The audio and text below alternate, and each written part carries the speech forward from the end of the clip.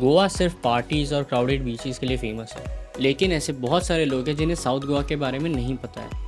अगर आपको साउथ गोवा घूमना है लेकिन आपके पास दिन कम है, तो मैं आपको ऐसे 5 जगह रिकमेंड कर रहा हूँ जो काफ़ी हिडन और यूनिक है और जिनके बारे में ज़्यादा लोग नहीं जानते। एक जगह जहाँ रात को समुंदर चमकता है, एक जगह जहाँ नदी समुंदर से मिलती है, एक ऐसा बीच जहाँ पे वाटरफॉल का पानी समुंदर में जा रहा हो, और कुछ ऐसे व्यूज़ जो आपने कभी नहीं देखे होंगे।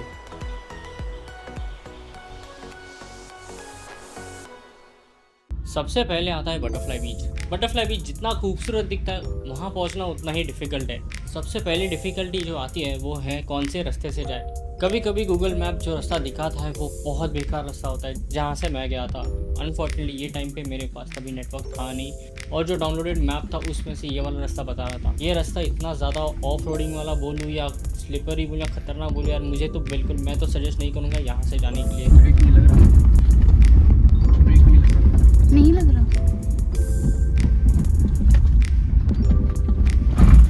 अगर गलती से यहाँ पे आ गए हो तो अपना रास्ता खुद बनाओ, थोड़ा ऑफ रोडिंग करो और पहुँच जाओ।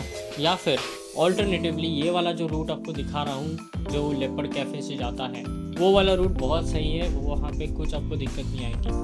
तो ये है बटरफ्लाई बीच का पार्किंग, जहाँ पे आप 4 व्हीलर 6 व्हीलर पार्क कर सकते हो। 4 व्हीलर का 100 रुपीज़ है, 6 व्हीलर्स का 20 रुपीज़ है। अगर आप 2 व्हीलर पे आए हो तो आप यहाँ पे पार्क कर सकते हो, या फिर 2 किलोमीटर आगे और एक जगह है वहाँ पार्क कर सकते हो।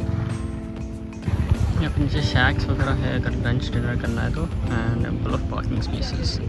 जीप सफारी का 50 पर हेड लेते हैं। अब गाड़ी अंदर जाएगी नहीं बिकॉज पूरा ऑफ रोडिंग है।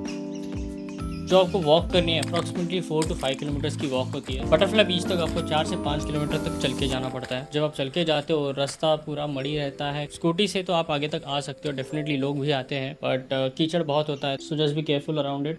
अब बटरफ्लाई बीच तक पहुंचने के लिए तो हमें टाइम है, चलते चलते एक कहानी हो जाए। तो बटरफ्लाई बीच एक ऐसा बीच है जो थोड़ा सिमिलर लगा to what I had dreamed of. तो मेरे सपने में ऐसा था कि एक वे है, समुंदर है बीच में, my wife is standing on the beach, I am on a cliff, और नीचे मुझे रियल मंदिर से दिखे है। ऑब्वियसली यहाँ पे पॉसिबल नहीं है, but this is the closest to what I can make it to reality.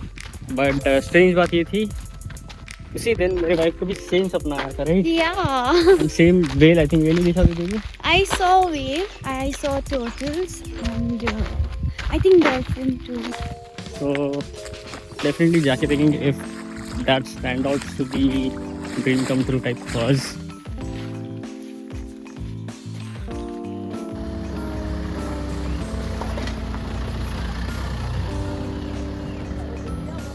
देखो भाई, ऑलमोस्ट 2/3 कवर कर लिया है। वॉकेबल है, बट अगर बिल्कुल नहीं चल पा रहे हो या कोई एल्डरली है, डेफिनेटली जीप ले सकते हो, या फिर कोई नखरे वाली है जिसको चलना पसंद नहीं है तो डेफिनेटली कैब कर सकते हो, जीप कर सकते हो। चलना है और कि जीप करना है। So here's the message: whenever you're traveling with your husband, especially for a trek, never trust him. Please carry your fan and some water. As I said, नखरे वाली हो तो जीप करो। अकेले हो गए, फ्रेंड्स के साथ हो, भी नहीं किए हो। फ्रेंड्स के साथ हो तो चल के आओ भाई, बहुत मज़ा आ रहा है। सीन देख लो यार, बहुत प्यारा व्यू है। जोक्स अपार्ट गाइस, बहुत ज़्यादा चलना था तो बेटर मेरा सजेशन भी यही रहेगा कि यार जीप कर लो। मेरे से गलती हो गई, मैंने नहीं की, बट नेक्स्ट टाइम जाऊँगा तो डेफिनेटली करूँगा। ये 2 व्हीलर की पार्किंग और जीप भी आपको यहीं पे ड्रॉप करती है और यहीं से पिकअप करती है।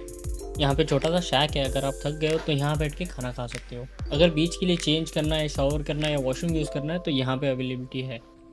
फाइनली जहाँ पे जीप पार्क करते हैं वहाँ बहुत से है। यहाँ से 200 मीटर और है, एंड ऊपर खाना है, अवेलेबल खाना है, शावर्स है, चेंजिंग रूम्स है। अगर वन टाइम जीप करते हो आप, रिटर्न जाना अगर थक गए हो तो इट इज़ 150, थोड़ा डिस्काउंट देके कर देते हैं। प्रोबेबली हम सोच रहे हैं कि जीप करके जाएँ और एट एक्सपीरियंस कैसा होता है, एंड थक भी गए हैं। Finally we getting close to our destination, hopefully अच्छा हो।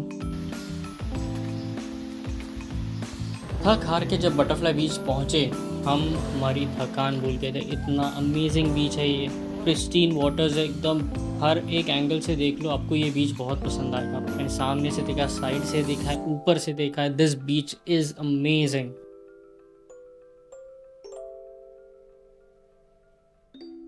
पर इस बीच का असली मज़ा देखने में नहीं है, इस बीच का असली मज़ा है उसमें स्विम करने में, उसमें तैरने में, उसमें खेलने में। इतना साफ़ पानी, तैरने में इतना मज़ा आया।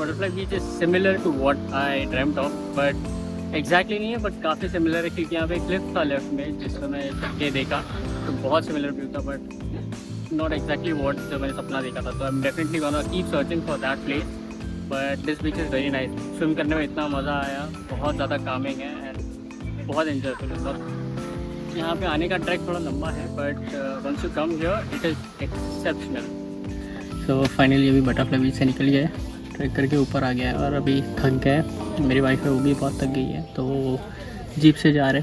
जीप में जैसे ही बैठने वाले थे हमारे पास आया ये नन्हा सा शैतान।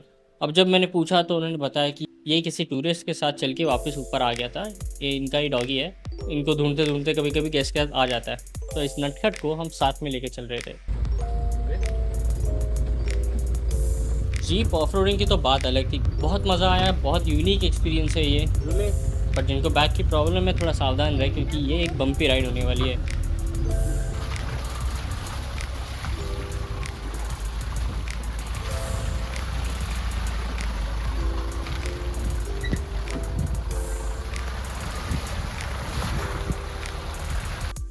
अगला जो मस्ट विजिट प्लेस है that is Cabo de Rama fort. Cabo de Rama itself is a unique place क्योंकि ये एक फोर्ट है जो आपको पैनोरामिक व्यू देता है।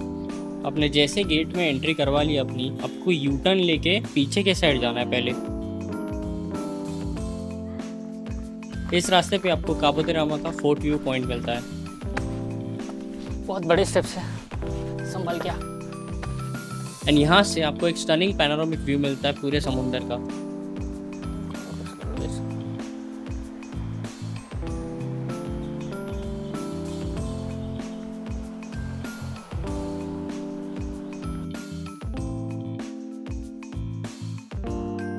व्यू पॉइंट देखने के बाद आपको उसी गेट पे वापस आना है जहाँ से आपने शुरुआत की थी। आगे चल के आपको चर्च दिखेगा, वहाँ पे आप प्यारे से फ़ोटोज़ लेके थोड़ा और आगे चलो क्योंकि आगे पेबल पॉइंट है। अब पेबल पॉइंट का एक बात बता दूँ, पेबल पॉइंट के लिए आपको थोड़ा नीचे उतरना पड़ता है। नीचे उतरने के लिए स्टेप्स होते हैं, तो you don't have to track. जितना वीडियो में मैं आपको दिखा रहा हूँ कि जल्दी पहुँच जाता है उतना नहीं पहुँचता है, थोड़ा टाइम लगता है। पेबल पॉइंट इतना मुझे कुछ खास लगा नहीं बिकॉज नॉर्मल रॉक्स है जो वेव्स के टकराने की वजह से पेबल्स के शेप में बन गए हैं। आप चाहे तो नीचे जाके एक्सप्लोर कर सकते हो, बट बी केयरफुल, स्लिपरी होता है। अब जितना नीचे उतरे हो पेबल पॉइंट देखने के लिए उतना ऊपर भी चढ़ना पड़ेगा।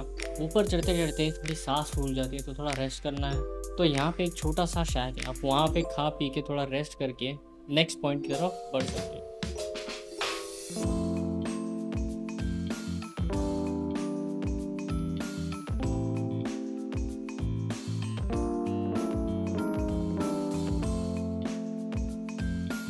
अगला जो यूनिक और मस्ट विजिट प्लेस है that is Kakolem beach. Main road के साइड में ही ये पार्किंग एरिया है, यहाँ से पार्क करके आपको आगे चल के जाना है। अगर आपको लोकल्स ने बोला कि 150 या 100 में आपको प्राइवेट बीच का एक्सेस है तो प्लीज़ मत जाना। बीच पे जाने के लिए आपको पहाड़ से नीचे उतरना पड़ता है, पाथवे दिया होता है, स्टेयर्स दिए होते हैं, अराउंड 25 to 30 मिनट्स लगते हैं नीचे जाने के। अब काकोलम बीच इसके लिए यूनिक है क्योंकि ये एक ऐसा बीच है जहाँ पे आपको समुद्र के साथ वाटरफॉल के भी मज़े लेने मिलते हैं।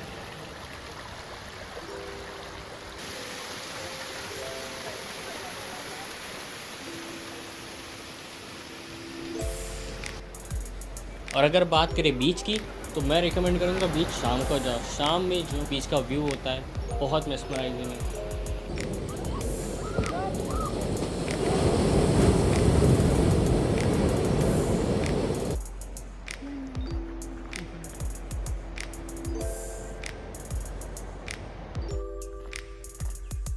अगला जो यूनिक प्लेस मैं आपको बता रहा हूँ दैट इज़ बेतुल बीच। गाड़ी आपको एंट्रेंस में पार्क करके इसी पाथवे को फॉलो करके करीब 5 मिनट तक आपको चल के जाना है।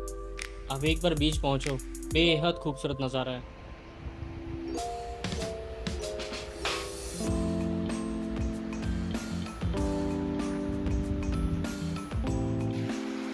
भाई बीच तो बहुत बार आया हूँ, बट ऐसा बीच जो समुंदर का पानी नदी में जा रहा है और नदी का पानी समुंदर में आ रहा है, ये रोज़ नहीं देखने मिलता। और जब जगह इतनी यूनिक होती है ना, तो इधर का इकोसिस्टम भी अलग होता है। अब ये फ़िश देख लो, मैं नहीं जानता इसका नाम क्या है, बट नेचर ने इतनी खूबसूरत फ़िश बनाई है और ये मुझे यहाँ देखने मिली। किसी को इसका नाम पता हो तो प्लीज़ कमेंट में मेंशन करो।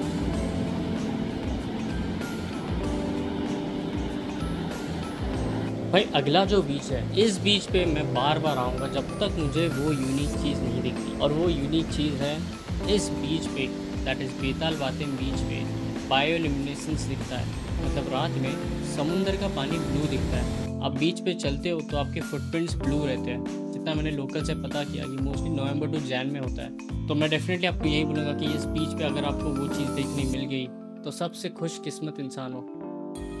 तो ये थे मेरे 5 ऐसे यूनिक प्लेसेस जो आपको डेफिनेटली विजिट करना चाहिए साउथ गोवा में।